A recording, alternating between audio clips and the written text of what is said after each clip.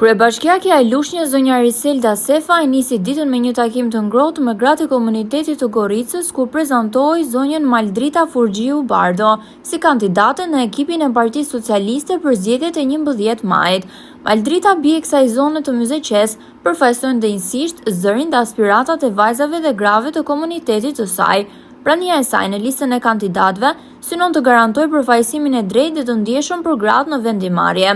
Kryebashkiaka Sefa theksoi rëndësinë e votës së 11 majit për të ruajtur dhe forcuar bashkëpunimin mes qeverisë qendrore dhe pushtetit lokal, në mënyrë që të vijojnë investimet e suksesshme në qytet dhe në zonat rurale të Lushnjës.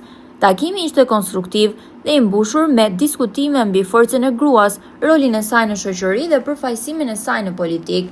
Zonja Sefa ndau me pjesëmarrësit prioritetet e Bashkisë së Lushnjës dhe projektet në mbështetje të grave, duke theksuar kujdesin dhe vëmendjen që ato meritojnë në të gjitha nivelet.